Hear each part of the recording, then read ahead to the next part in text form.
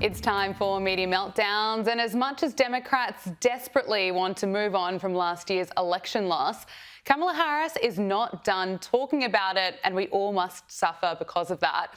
The presidential, or the failed presidential candidate, I should say, has been doing the media rounds on left-wing programs, of course, offering eye-opening insights such as this. You know, one of my favorite things to see, and it would always happen spontaneously, at our rallies, and thousands of people would come. And there, it would happen, is invariably somebody would want me to take a picture or to hug their child. And someone in the back would hand that baby over through the crowd. Up to you? People who would bless the baby. But pass the baby. See? And then pass the baby back. Pass the baby back. And I don't know, there was something about that when it would happen. I mean, I could get very emotional about it right now, but you know, I believe that we should always feel that, you know, the children of the community are the children of the community. Yeah.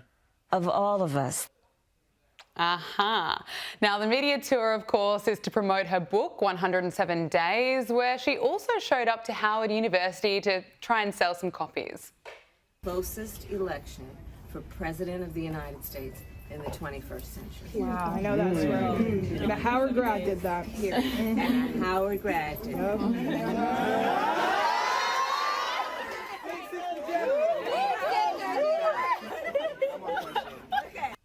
And here she is making perfect sense. Everything should be telling you and reinforcing your brilliance, your entitlement, your right to be, and our expectation and anticipation of your leadership. Last week, she sat down with MSNBC host Rachel Maddow to really clarify what she meant in her book, where she essentially said that she couldn't pick Pete Buttigieg as her running mate because he's gay. Very nearly elected president, to say that he couldn't be on the ticket effectively because he was gay is hard to hear. No, that's not what I said, that he couldn't be on the ticket because he is gay. My point, as I write in the book, is that I was clear that in 107 days, in one of the most hotly contested elections for President of the United States, against someone like Donald Trump who knows no floor, to be a black woman running for President of the United States and as a vice presidential running mate, a gay man, with the stakes being so high, it made me very sad, but I also realized it would be a real risk. So she denies it, then admits it. Even the Washington Post editorial board wrote, Kamala Harris has managed to put on a book tour even less compelling than her presidential campaign. And as we all know, it was a very low bar. Now, finally, while America is right now experiencing a terrifying rise of left-wing violence and extremism, these are the words of wisdom that Kamala has to offer. At a time such as this, it demands one thing for sure. We must fight fire with fire. So CBC, let's get to work. Thank you.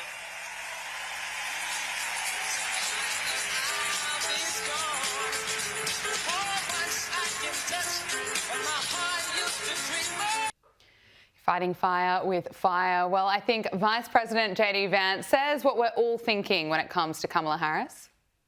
I listened to Kamala Harris for 90 seconds, and I actually feel like I've gotten dumber in the process, and I have no idea what she actually believes.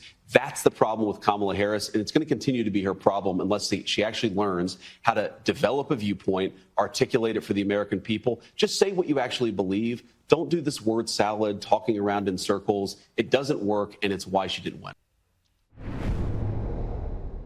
Joining us now is Chief Economist at the Institute of Public Affairs, Adam Creighton. Adam, thank you so much for your time. Sorry to put you through that, more Kamala Harris, but I'm sure you've been keeping across it too. But didn't J.D. Vance really sum it up? I mean, you listen to her and you're not better off, are you? No, look, that is certainly true. I think he also said recently, the current Vice President, that the problem with her campaign, which of course was 107 Days, the title of her new book. The problem with it was that it was too long, not that it was too short. And if it had been even longer, her result would have been even worse last year. And I think that is probably true. I mean, she has an unfortunate way of speaking. I mean, I always feel sorry for her. She talks in slogans and vacuities. And, I mean, those clips that you just showed then, I mean, some of them really are quite funny. The children of the community are the children of the community. That was a good one. It certainly reminded me of her famous one about the importance of the passage of time, which I think that certainly sticks in, you know, most journalists' memories. But, look, she wasn't a very successful candidate. And I think Democrats would just be happy that she's doing the book tour now and not closer to the midterms next year, because I don't think she's really helping them. I think you're exactly right. And especially looking at that campaign, she did have a honeymoon period. You know, when she began, everyone really got around, well, not everyone, of course, but, you know, she was doing pretty well in the polls. And then as that campaign went on, in that short period of time, people quickly realised she wasn't a very impressive candidate after all. I want to talk to you about what is happening in the UK, because British PM Keir Starmer has announced plans to make it mandatory for workers to have a digital ID card. So let's take a listen to this.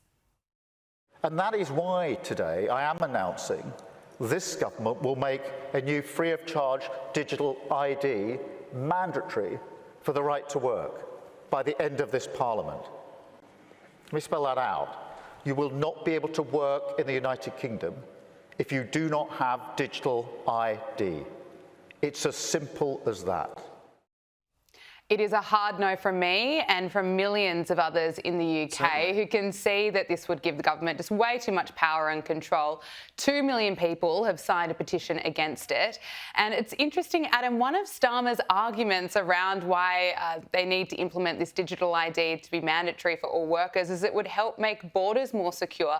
I don't think he has any credibility on that issue. And if you want to look at, you know, the United States of America, America managed to get its border under control without digital ID. But there is this genuine concern that, you know, that there's this push for digital IDs really about, and it's being driven by money and this idea for greater control.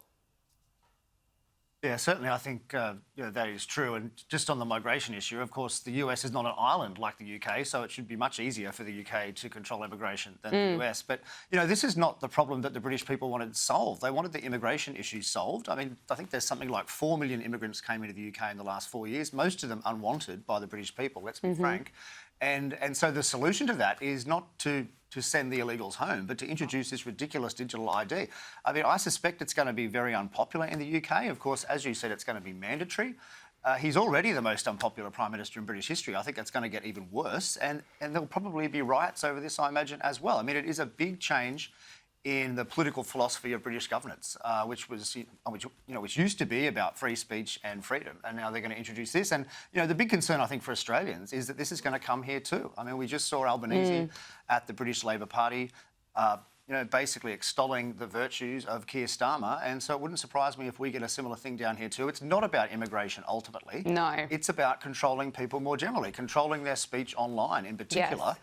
What's probably going to happen in Australia is the government's going to say, we need to do this so that we can verify your age when you log online, and so we know what you're looking at, right? So it's all going to be about saving the children, but really, it just you know, it just leads to much greater government control. Absolutely. No, it's not about the children, even though they might say that it is.